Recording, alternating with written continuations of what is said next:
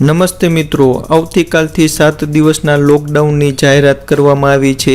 આ અંગે શું કાંઈ માહિતી છે તે તમામ માહિતી તમને આજના વિડીયોમાં આપીશું। મિત્રો, ગુજરાતની અંદર કોરોનાએ વિકરાળ સ્વરૂપ ધારણ કર્યું છે, તેના પરિણામે આવતીકાલથી 7 દિવસના લોકડાઉનની જે કાંઈ માહિતી છે તે આપણે આજના વિડીયોમાં જોઈશું। તો ખાસ મિત્રો વિડીયોને અંત સુધી જરૂર જોજો। તો ચાલો મિત્રો આપણે આજના વિડીયોની શરૂઆત કરી। મિત્રો, ગુજરાત રાજ્યની અંદર છેલ્લા 24 કલાકમાં 10,000 જેટલા કોરોનાના કેસ છે તે નોંધાયા। કોરોનાના કેસ છે તે રેકોર્ડ ગતિએ આગળ વધી રહ્યા છે। તેના પરિણામે ગુજરાતની અંદર ઘણા બધા જિલ્લામાં લોકડાઉન જાહેર કરવામાં આવ્યું છે। તેમાં વાત કરી તો 7 દિવસનું સ્વૈચ્છિક લોકડાઉન જાહેર કરવામાં આવ્યું છે। આ પહેલી લહેર કરતાં કોરોનાની બીજી લહેર છે તે વધુ ઘાતક સાબિત થઈ રહી છે। 20 એપ્રિલથી લઈ 28 એપ્રિલ સુધી સ્વૈચ્છિક લોકડાઉન જાહેર કરવામાં આવ્યું છે। હવે જોઈએ કયા વિસ્તારમાં જાહેર કરવામાં આવ્યું છે, તેમજ આ વિડીયોમાં માહિતી મેળવીશું કે શું ગુજરાતની અંદર સંપૂર્ણ લોકડાઉન પર લગાવવામાં આવશે। આ તમામ માહિતી આપણે જોઈશું।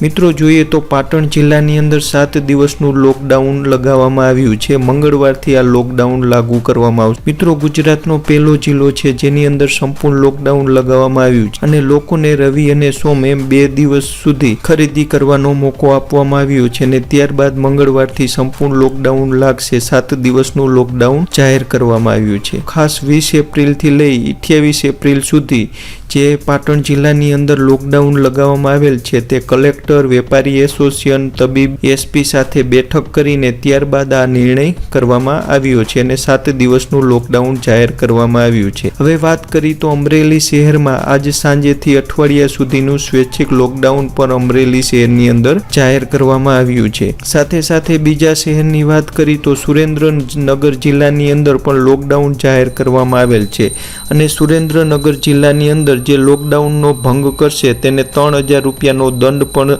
જાહેર કરવામાં આવ્યો છે। એટલે આમ સુરેન્દ્રનગર જિલ્લાની અંદર પણ કડક લોકડાઉનની જાહેરાત કરવામાં આવી છે અને સાથે સાથે દંડની પણ જાહેરાત કરવામાં આવી છે।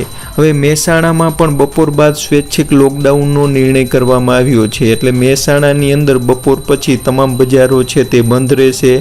આ સાથે ઘણા બધા શહેર એવા છે જામનગર, મોરબી, જેની અંદર પણ બપોર બાદ સ્વૈચ્છિક લોકડાઉનનો નિર્ણય લેવામાં આવ્યો છે અને ઘણા બધા ગામડાની અંદર પણ સ્વૈચ્છિક લોકડાઉન લગાવવામાં આવ્યું છે જ્યાં કોરોનાના કેસ વધુ છે તેવા ગામડાની અંદર। હવે વાત કરીએ તો શું ગુજરાતની અંદર સંપૂર્ણ લોકડાઉન લાગશે? તો મિત્રો, આ અંગે વિજયભાઈ રૂપાણીએ તાજેતરમાં જ નિવેદન આપ્યું છે કે ગુજરાતમાં હાલ સંપૂર્ણ લોકડાઉન છે તે નહીં લાગે, જરૂર પડે આગળ વધુ નિર્ણય લેશું તેવી તેમને માહિતી આપી છે। હાલમાં જે જગ્યાએ વધુ કેસ આવે છે ત્યાં સ્વૈચ્છિક રીતે સ્થાનિક પ્રશાસન દ્વારા લોકડાઉનનો નિર્ણય કરવામાં આવે છે, પરંતુ જરૂર પડશે તો આગળ આ અંગે નિર્ણય લેશું તેવું વિજયભાઈ રૂપાણીએ માહિતી આપી હતી। મિત્રો, તો ગુજરાતની અંદર જે લોકડાઉનની માહિતી હતી તે તમને આપી છે।